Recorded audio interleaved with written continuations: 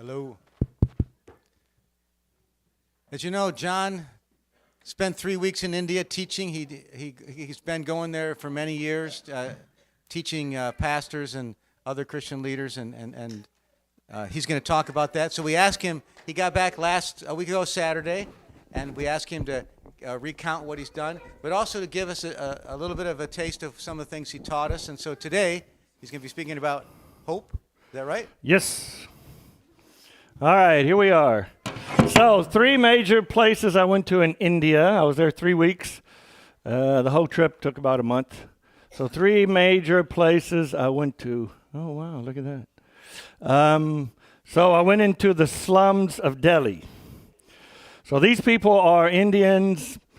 They have citizenship. They may be running. They're just very poor. And so they lived, and that lady's sitting right in front of her house. A lot of the houses I visited are just 2 rooms, a kitchen and a living room, bedroom, everything room. Where am I going? Over there. All right. No. Oh, turn it on. Turn it on. What do I do? Aha, now it's on. Oops. There we are. So this is the pastor of that church. I met him 12 years ago. My older brother actually attended his wedding. I was at his ordination, and now he's the pastor of this church. And since I've been visiting, he's starting a second church. So I preached twice that Sunday. And this is his church. My church in Memphis, First Event, paid for a conference, so we rented the Roman Catholic Conference Center. There he is. What do I do? There he is, the pastor on the right. I'm back there in the dark.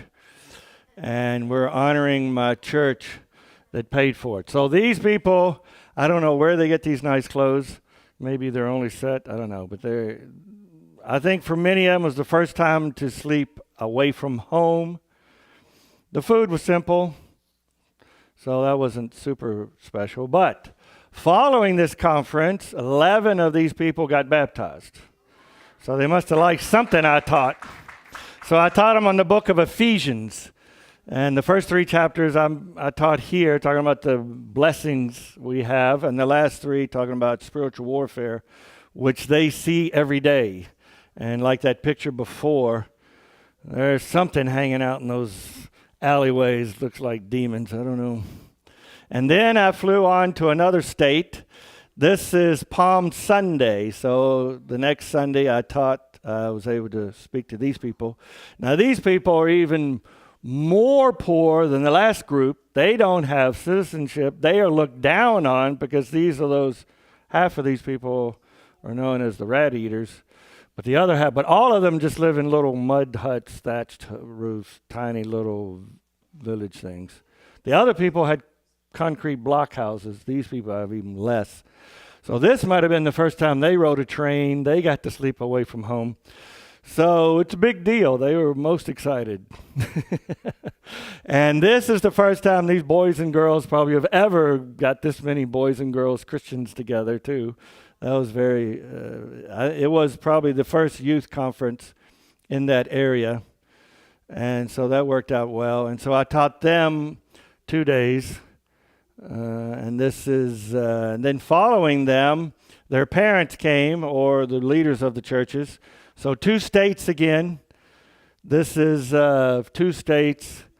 And the pastors, and then he said there are only so many. I said, wow, why don't you ask the women to come along? Because, Ephesians has a lot to say about the wife as well, about the family. 1 whole chapter is about the family. So I said, bring the wives along. So they did. So again, this is probably the closest thing they ever had to a honeymoon.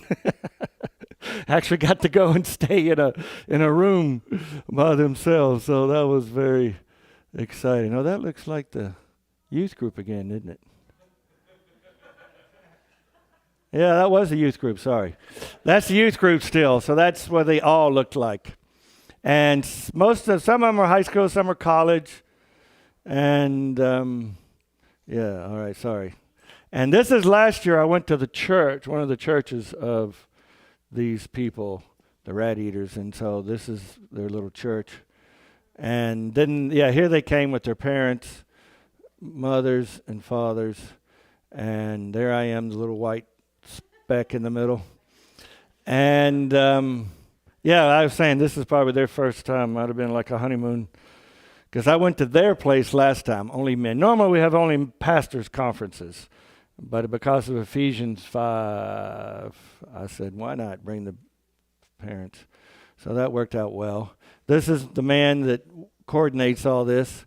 I've known him also for 12 years.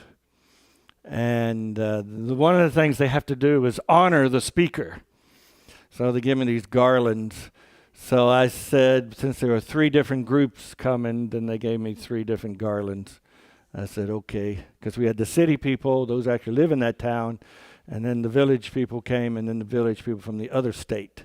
So they gave me 3 garlands. And yeah, he's a great man. He's been in mission work, I guess, as long as I have. All right, so then I get on a plane and fly south down to Kerala. And this is my main man that helps me down there. And here we are on Good Friday. So up there where I was in the other place, the Catholics had all the places reserved for the religious holidays, so I had to get out of town.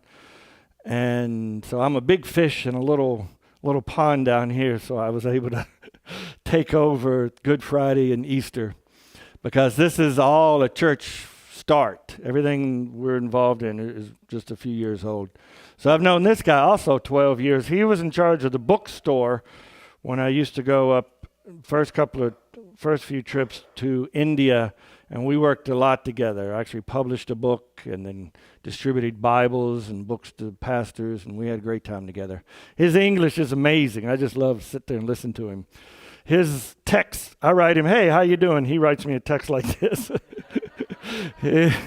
He loves to talk and write, and I love to listen to him. But anyway, we have a great time together. So that was a Good Friday prayer meeting they allowed me to come and share at. And then Sunday morning, I had 4 churches for Easter. So this is the first one in his language. So he was able to translate. And then that's the music group over there. Sorry, they didn't believe in ladies. But anyway, they had 3 guys leading the music. And there's my little outfit somebody gave me, so I decided to wear that on Sunday. So then he transformed me to another church, and there I am way down there preaching in this church, and this is quite a large church. And they were able to let me share there on Easter. And then I come back to that building, same room, but now we filled it up with over practically 250 Hindi speakers. So Hindi speaker is northern India. I'm down in southern India. But like I said before, these are the poorer people. So they came down here to do labor, building and cleaning and farming. And this guy up there, you'll see, oh, here he is. This guy on the right, these 2 men started this church. The man in the middle felt a burden. They got all these laborers just coming down here. No one do anything for him. So he says, I'll buy this building and we'll start a Hindi church. And then my friend, Taji, my good talking English friend, got involved with him and said, helped him get along. And then they found this guy to be a pastor. And now it's hundreds of people attending. Yeah, when my friend Saji arrived, it was only like 30, 40. I mean, he's not a pastor. He just felt a burden. There's really thousands down there, Hindi speaking. And now they're all Christian. I mean, it's just amazing. I guess they're just witnessing to their farmer friends, and church is just growing. The poor pastor isn't doing anything because he only gets to see them once a week. Then they go back off to their farms and villages and where they're working. And then all of a sudden they show up with a few more friends. But I love this because I can speak a little Hindi. So I felt I was back at home. And so I was giving them all my Hindi. That's why I'm so happy. Of all the hundreds of languages in India, I know some Hindi, so I just feel at home. But anyway, this is a great crew, and I've been working with them now a couple of years. And then after that, I got to go home and have some lunch, and then we come back, and they had me speak. My friend Saji started an English service for those that are interested. And that's the good thing about that. It's pulling people from different churches. So he's helping build this Christian love between churches, which is really very unique. And then during the week, the big church had me do a VBS program. So I went and I was the closing talk. It went for about 2 hours. Those poor kids. Well, I was really working to keep them alive, keep them awake. I almost threw one kid out the window and make a point. And then they had me hand out the awards for their attendance. So they'd been doing VBS for 3 days, and then after me, they ran off for a trip. Man, these guys, they like when they're saying programs. Our poor American kids are so bored with church programs. I mean, but for them, this was super, super big time. And so with all these kids, I was able to teach them, and we had a really good time. And I think they said they don't have basic Bible teaching. They just don't understand that in these churches. And so I was just, slowly working through the Bible, and so I'm hoping it makes a difference in their lives. So then, after that, the last day, we got the big church and this church, the building we're in, Saji's church. There's Saji over there. This is actually the pastor, the one on my right. He's the pastor of this church. The guy on my left is the pastor of the big church. This is the first time ever the two churches did anything together. So Saji's using me, which I don't mind. But he uses me to help, build relationships between churches. So during the middle of it, we went up and had a lunch. This is the first time these two churches ever sat down and ate together. So great things are happening. So it was really great. So in the north, I taught the book of Ephesians. Where else did I teach it? In Delhi, I taught the book of Ephesians. Then I taught the book of Ephesians to the village people. And then here I was able, one day, kind of taught the book of Ephesians. And again, that's the first time they'd ever had somebody just work through the Bible, teaching the Bible.